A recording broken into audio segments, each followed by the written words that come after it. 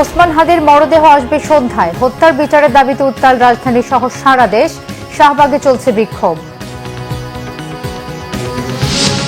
ঝালকাঠিতে হাদির গ্রামের বাড়িতে শোক। ক্ষুব্ধ আত্মীয় স্বজন সহ এলাকাবাসী। হত্যাকারীদের বিচার নিশ্চিত করার দাবি।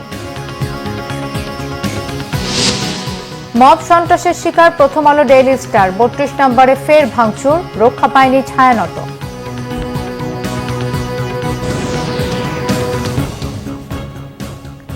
দেখছিলেন ক্রাউন সিমেন্ট সংবাদ শিরোনাম। সিঙ্গাপুর থেকে সন্ধ্যায় দেশে আনা হচ্ছে দুর্বৃত্তদের গুলিতে নিহত ইনকিলাব মঞ্চের মুখপাত্র শরীফ ওসমান হাদির মরদেহ। বাংলাদেশ বিমানের একটি ফ্লাইটে করে তার মরদেহ দেশে আনা হবে। হাদির মরদেহ বহনকারী ফ্লাইট ঢাকায় পৌঁছবে সন্ধ্যা ৬টা ৫ মিনিটে। কাল শনিবার ঢাকার মানিক মে এভিনিউতে হবে তার দ্বিতীয় জানাজা। বৃহস্পতিবার রাতে সিঙ্গাপুরে চিকিৎসাধীন অবস্থায় মারা যান ওসমান হাদি। ইনকিলাব মঞ্চের আহ্বায়ক হাদি ঢাকা ৮ আসনে স্বতন্ত্র প্রার্থী হিসেবে নির্বাচনী প্রচারণা চালাচ্ছিলেন। গত ১২ ডিসেম্বর দুপুরে পুরানা পল্টনের বক্স কালভার সড়কে তাকে গুলি করে দুর্বৃত্তরা। মাথায় গুলিবিদ্ধ হাদিকে গুরুতর আহত অবস্থায় ঢাকা মেডিকেলে নেওয়া হয়। পরে সেখান থেকে নেওয়া হয় এভার কেয়ার হাসপাতালে। গত সোমবার উন্নত চিকিৎসার জন্য এয়ার অ্যাম্বুলেন্সে করে ওসমান হাদিকে সিঙ্গাপুর নেওয়া হয়। সেখানে চিকিৎসকদের সব চেষ্টা ব্যর্থ করে শেষ নিঃশ্বাস ত্যাগ করেন শরীফ ওসমান বিন হাদি।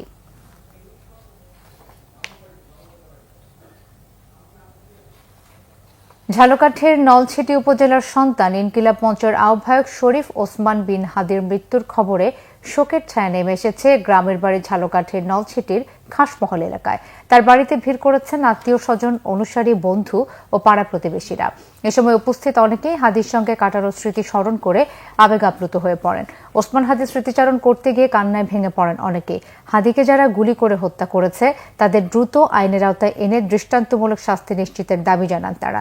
এদিকে হাদির এমন মৃত্যুতে ক্ষোভ জানিয়েছেন প্রতিবেশী ও সহপাঠীরা। জুলাই বিপ্লবের পর ওসমান হাদির মতো একজন সাহসী ও সক্রিয় নেতাকে কেন পর্যাপ্ত নিরাপত্তা দেওয়া হয়নি তা নিয়েও প্রশ্ন তুলেছেন তারা। ওসমান হাদির যে হত্যাকাণ্ডের যে ঘটনা ঘটাইছে, মূল অপরাধীকে আইনের আওতায় এনে আমরা বিচারের মুখোমুখি করার জন্য সরকারকে আমরা দাবি জানাচ্ছি।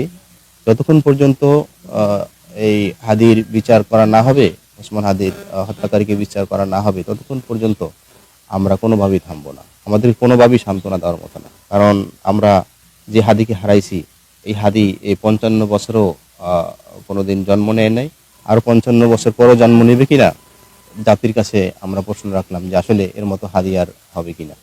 ইনকিলাব মঞ্চের মুখপাত্র শরীফ ওসমান বিন হাদিকে হত্যার প্রতিবাদে উত্তাল ঢাকা। শাহবাগ অবরোধ করে বিক্ষোভ করছে বিক্ষুব্ধ ছাত্র জনতা। বা জুমা হাদির বিদেহী আত্মার মাগফিরাত কামনায় দোয়া হয়েছে বায়তুল মোকাররম মসজিদে। পরে বিক্ষোভ করেন মুসল্লিরা। এদিকে প্রথম আলো ডেইলি স্টারে হামলা, অগ্নিসংযোগের নিন্দা জানিয়েছে নাগরিক সমাজ। বৃহস্পতিবার রাতের পর দেশের বিভিন্ন স্থান থেকে আসা বিক্ষুব্ধরা শুক্রবার সকালে জড়ো হয় শাহবাগে। যেন ক্ষোভে ফুঁসছে শাহবাগ। হাদির খুনিদের গ্রেফতার ও বিচারের দাবিতে বিক্ষুব্ধ তারা। ওসমান হাদি হত্যায় সরকারের ব্যর্থতার অভিযোগ তাদের। এদিকে ডেইলি স্টার ও প্রথম আলো কার্যালয়ে ভাঙচুর ও অগ্নিসংযোগের পর ভবন দুটি ঘিরে রেখেছে আইনশৃঙ্খলা বাহিনী। কার্যালয়গুলোতে পরিণত হয়েছে ধ্বংসস্তূপে। অফিস করছেন না কোনো স্টাফ। এ ঘটনায় সচেতন ও নাগরিক মহলে নিন্দা সমালোচনা হয়েছে। ঘটনাস্থল ঘিরে রেখেছে ক্রাইম সিন। আলামত সংগ্রহের চেষ্টা চলছে। অন্যদিকে শুক্রবার সকালেও ধানমন্ডি ৩২-এ যায় বিক্ষুব্ধ ছাত্র জনতা। আরেক দফা ভাঙচুর চালায় সেখানে। ভাঙচুরের পর নিরাপত্তা বাড়ানো হয়েছে ছায়ানটে।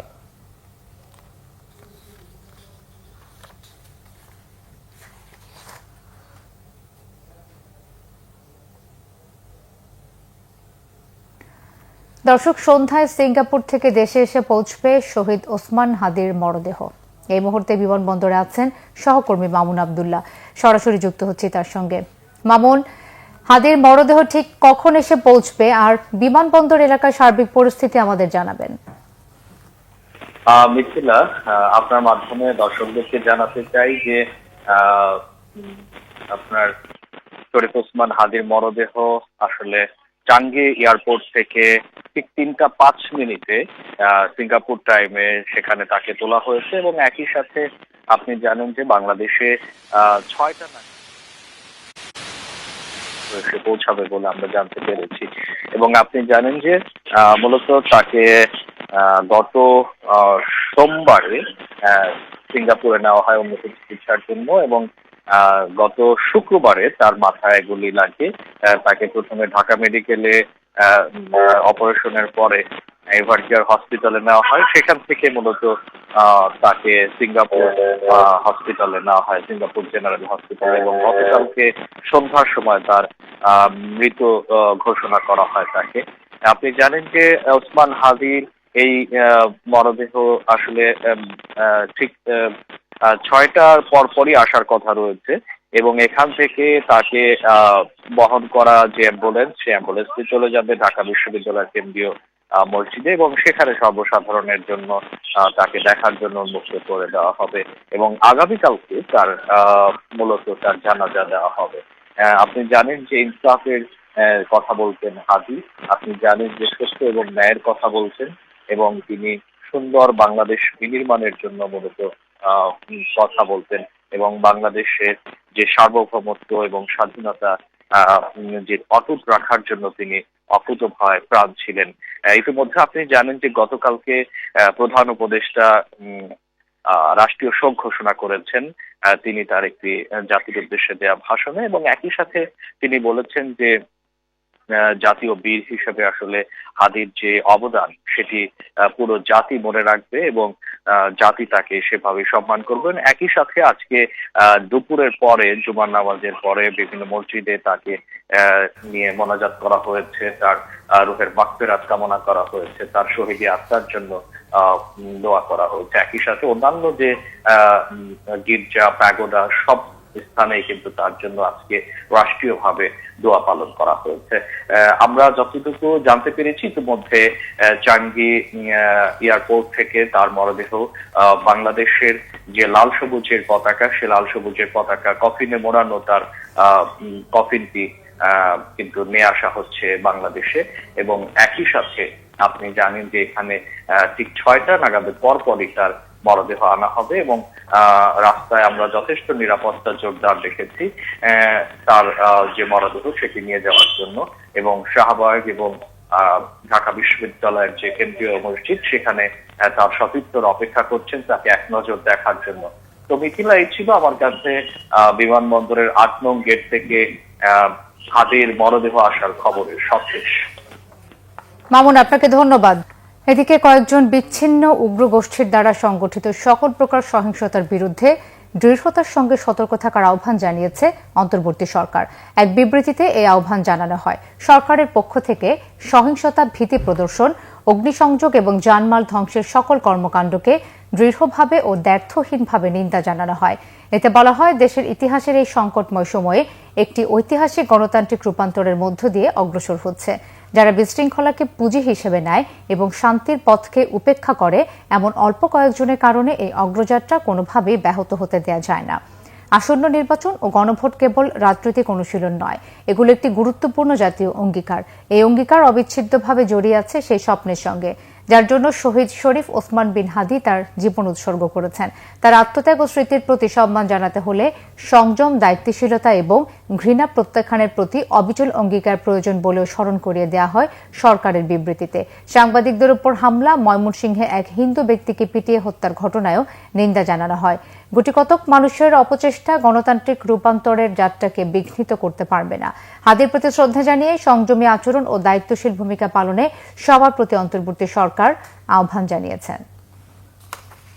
বিএনপির মহাসচিব মির্জা ফখরুল ইসলাম আলমগীর ইনকিলাব মঞ্চের আহ্বায়ক শরীফ ওসমান বিন হাদির মৃত্যু ও তৎপরবর্তী মব সন্ত্রাসের ঘটনায় সরকারকে দায়ী করেছেন। শুক্রবার ফেসবুকে নিজের ভেরিফাইড পেজে একটি স্ট্যাটাসে তিনি সব পক্ষকে দায়িত্বশীল ভূমিকা পালনের আহ্বান জানান। মির্জা ফখরুল বলেন, দেশের প্রতিটি নাগরিকের জানমালের দায়িত্ব সরকারের। শহীদ হাদির মৃত্যুতে শোকার্ত জাতি যখন দোয়া করছে হাদির আত্মার মাগফিরাতের জন্য, তখন ডেইলি স্টার, প্রথম আলো সহ বিভিন্ন প্রতিষ্ঠান, বরেণ্য সাংবাদিক নুরুল কবির সহ আরও অনেকের ওপর হামলা সংগঠিত করেছে। এই সন্ত্রাসের তীব্র প্রতিবাদ জানান বিএনপি মহাসচিব। বলেন, সরকারকে এই ঘটনার পুরো দায়িত্ব নিতে হবে। হাদির আততায়ীর বিচার এবং প্রতিটি মব সন্ত্রাসের বিচার করতে হবে। তিনি বলেন, প্রায় 1 বছরেরও বেশি সময়কাল ধরে বিভিন্ন মব সন্ত্রাস পুরো জাতিকে বিভক্ত করেছে। স্বৈরাচারী আওয়ামী সরকারের পতনের পরে সরকারের প্রথম ও প্রধান দায়িত্ব হল জাতিকে ঐক্যবদ্ধ করে গণতান্ত্রিক, স্থিতিশীল এবং অন্তর্ভুক্তিমূলক সমাজ গঠন করা বলে মন্তব্য করেন মির্জা ফখরুল। জনগণের ক্ষোভকে ব্যবহার করে কোনো হঠকারী গ্রুপ যেন ভাঙচুর, অগ্নিসংযোগ ও কোনো নাশকতামূলক কার্যক্রম করতে না পারে সে ব্যাপারে সবাইকে সতর্ক থাকতে আহ্বান জানিয়েছেন এনসিপির আহ্বায়ক নাহিদ ইসলাম। শুক্রবার দুপুরে এনসিপির এক সংবাদ বিজ্ঞপ্তিতে এই আহ্বান জানানো হয়। লিখিত বক্তব্যে নাহিদ ইসলাম বলেন, জুম্মার নামাজের পর যে কোনো কর্মসূচিতে সর্বোচ্চ সতর্কতা অবলম্বন করুন। বৃহস্পতিবার রাতের মতো আবারও ভাঙচুর ও নাশকতা করার পরিকল্পনা রয়েছে জুলাই বিরোধী শক্তিগুলোর। এনসিপি সকল প্রকার ভায়োলেন্স ও নাশকতার বিরুদ্ধে জানিয়ে ঢাকায় জুমার পরে এনসিপির পক্ষ থেকে ঘোষণা করা শাহবাগের অবস্থান কর্মসূচির পরিবর্তে বিকেল 4টায় বাংলা মোটর থেকে বিক্ষোভ মিছিলের ঘোষণা করা হয়। এই ছিল এখনকার মতো। পরের সংবাদ সন্ধ্যে 6টায়। এর আগে বিকেল 5টায় রয়েছে নিউজ টপ 10 দেখার আমন্ত্রণ রইল। ধন্যবাদ সবাইকে।